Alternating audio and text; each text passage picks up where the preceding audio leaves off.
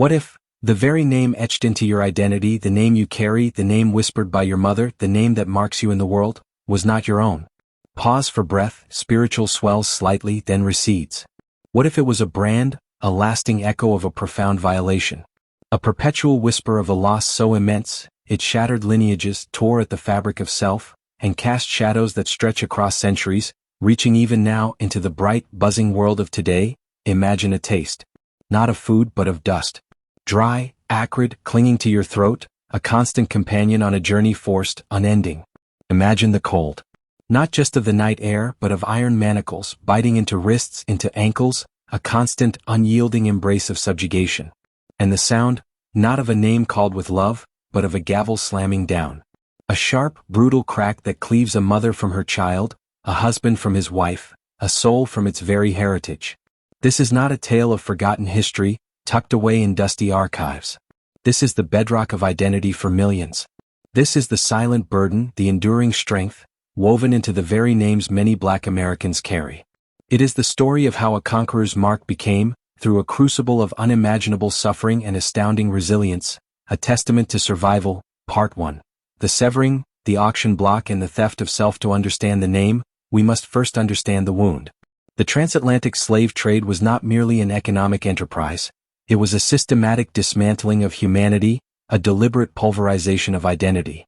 Its cruelest instrument? The auction block. Picture it, a raw, unyielding platform under a merciless sun. The air thick with the stench of unwashed bodies, fear and desperation. Men, women, children, stripped bare, their muscles probed, their teeth inspected, their bodies reduced to commodities. They were not seen as people but as inventory. Consider Amaro. He was not Amaro then. He was Kweku. Born along the Volta River, his name was a song of his people, a rhythm of his days. His lineage, a tapestry woven through generations, each thread a story, a connection to ancestors who had walked the earth for centuries. He knew the names of his great-grandparents, the legends of his clan, the intricate dances of his village. He carried his identity in his bones, in his language, in the very cadence of his breath. Then came the raiding party, the terror, the chains, the agonizing march, bound together, a river of weeping, exhausted souls.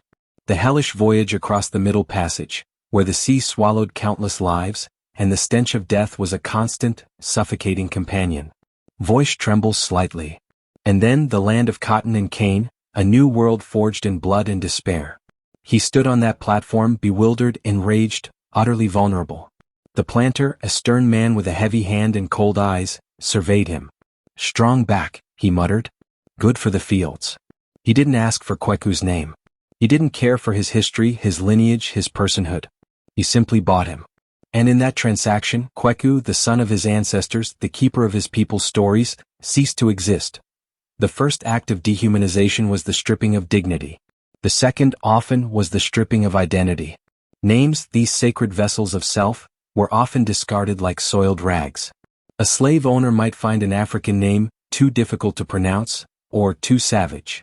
More often, it was a deliberate act of cultural genocide, a psychological weapon. How can one resist, how can one remember who they are, if the very word that defines them has been forcibly erased? Imagine the feeling. Your name, the sound your mother used to soothe you, to call you to dinner, to celebrate your birth, ripped from your tongue. Replaced by a cold, arbitrary label. Speak softly, contemplatively. John. Mary. Scipio. Pompey. Names plucked from the owner's family tree, from classical antiquity, from whim. Names that bore no connection to the ancestral soil, no echo of the drumbeat of your people. Part 2. The imposition, owner's names and the illusion of belonging. The practice of assigning the enslaver's surname to the enslaved person was widespread, though not universally immediate. In the earliest days, the enslaved were often referred to simply by a first name, sometimes with of owner's name, or Mr. Owner's name, first name. But as generations passed and chattel slavery became entrenched, the surname became a tool of ownership, a brand of property. Why the owner's name?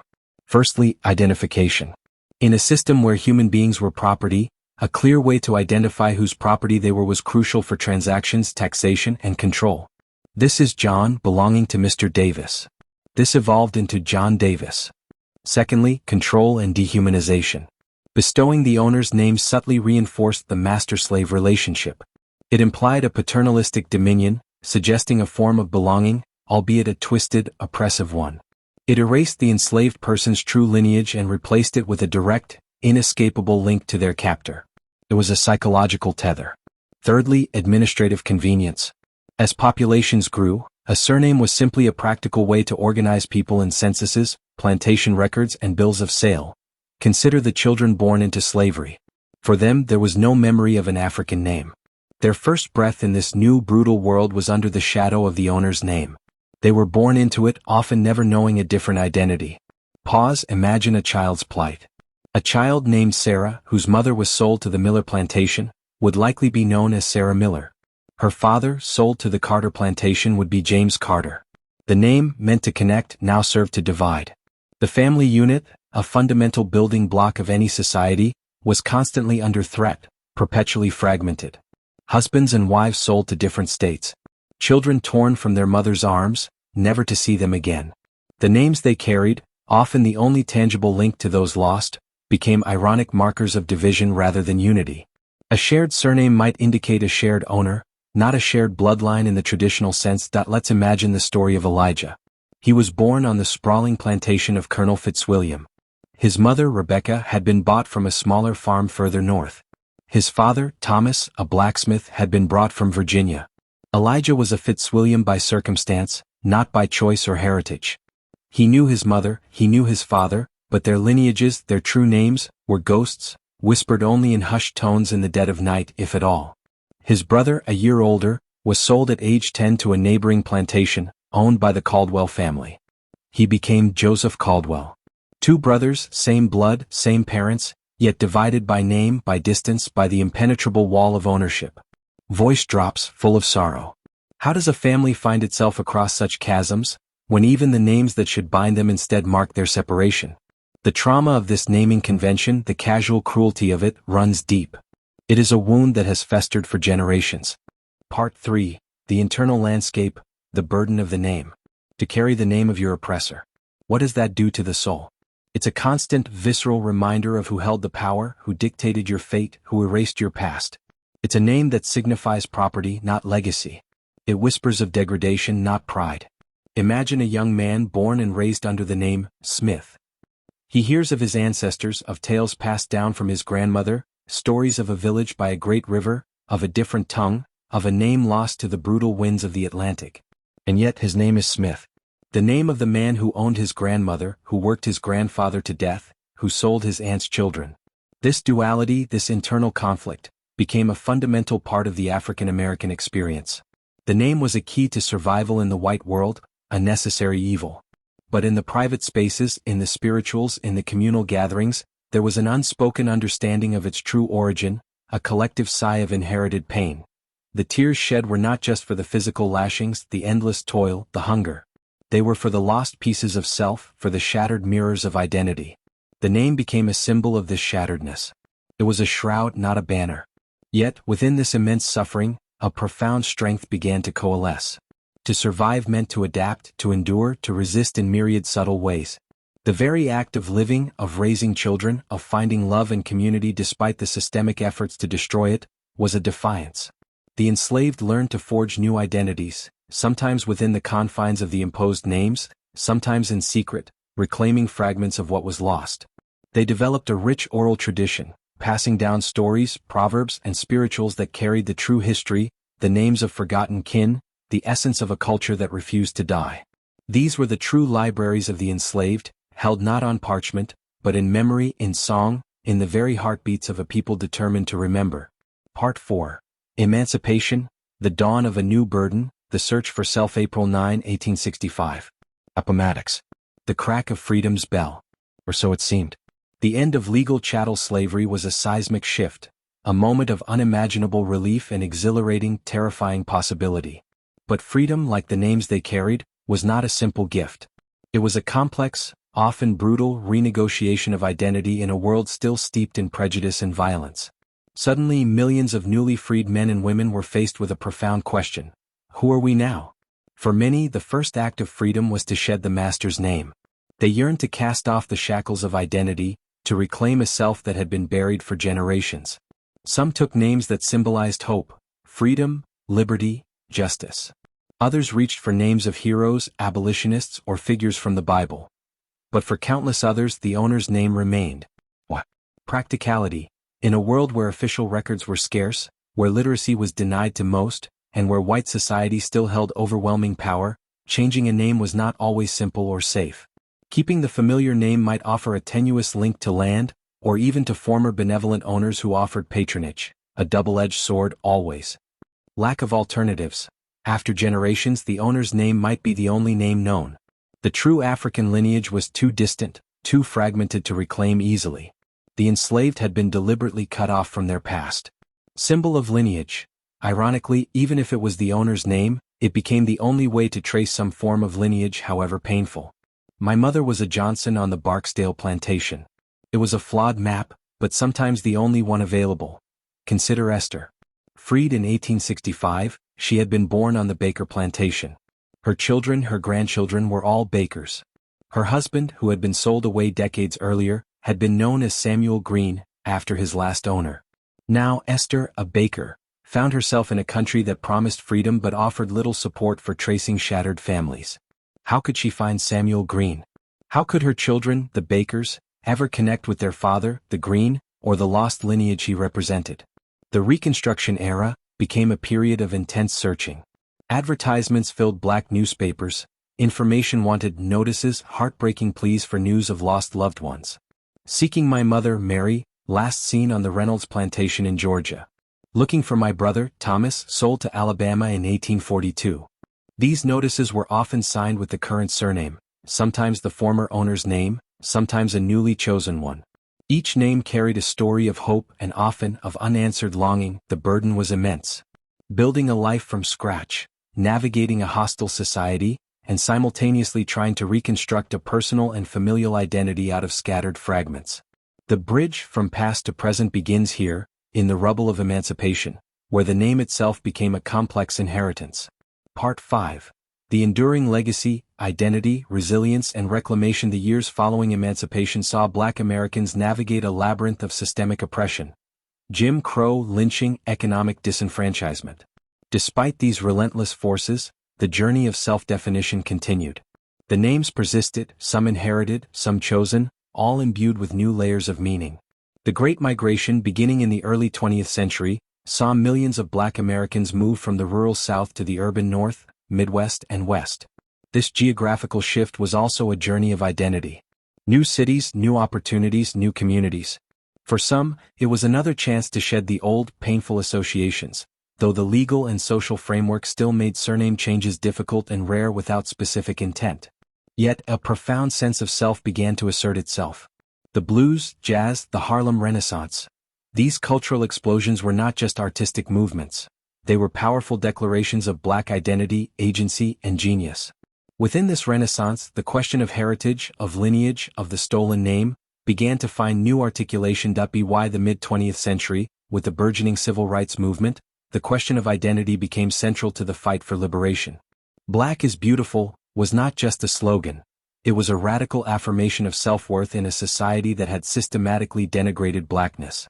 This era also saw some individuals like Malcolm X famously reject their slave names in favor of names that symbolized their African heritage or their new understanding of self. The X itself was a powerful statement, signifying the lost, unrecoverable African name. This choice, however, was not universal. For many, the inherited surname, even with its painful origins, had become their name. It was the name their parents carried, their grandparents.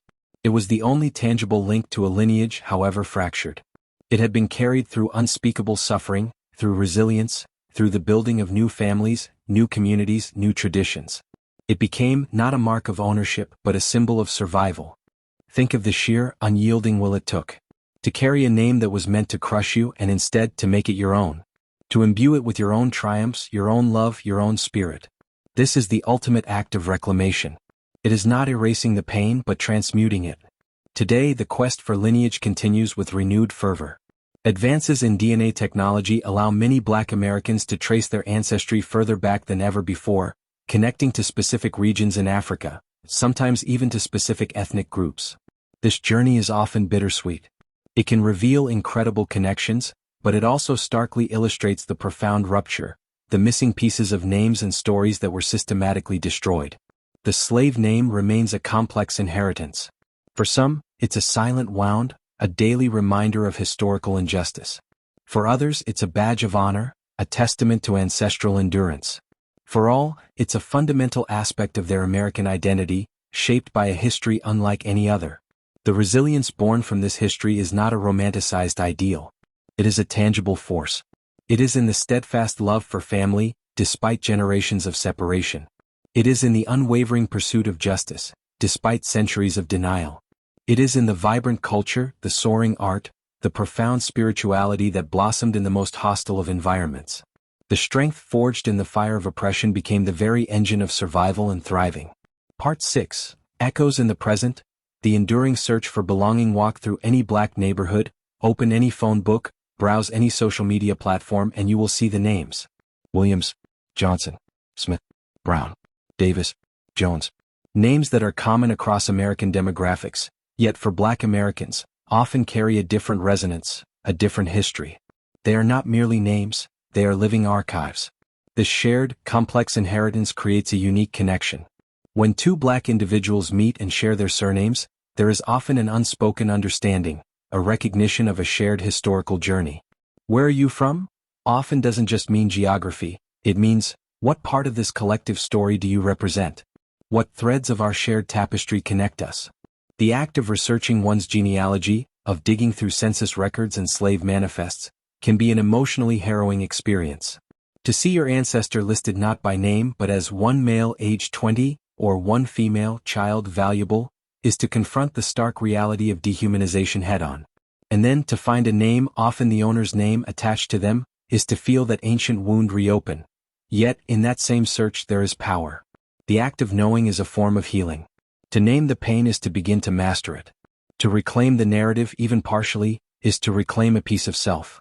Families gather, sharing stories, piecing together fragments of lineage, building bridges across the chasm of time. This is not about resentment but about understanding. It is about honoring the sacrifices, acknowledging the pain, and celebrating the extraordinary strength of those who came before. The surnames, whether they are the names of former slave owners or names chosen in the crucible of emancipation, are now inextricably woven into the fabric of Black American identity. They are a testament to how even the most brutal attempts to erase a people's history can paradoxically become part of that very history's enduring power. These names are not just labels, they are monuments. Monuments to resilience. Monuments to love that defied separation. Monuments to a spirit that refused to be broken. They are a continuous whisper from the past, a reminder that the present is always in dialogue with history. They are a call to remember, to learn, and to carry forward the legacy of strength, dignity, and unwavering hope. This deep connection to history, this understanding of the layers of meaning behind a simple surname, is a powerful force within the Black community. It fosters an empathy for the ongoing struggles against injustice, a profound appreciation for freedom, and an unbreakable bond forged in shared experience. The past is not merely prologue, it is a living, breathing part of the present, shaping perspectives, informing actions, and fueling the relentless pursuit of a more just and equitable future.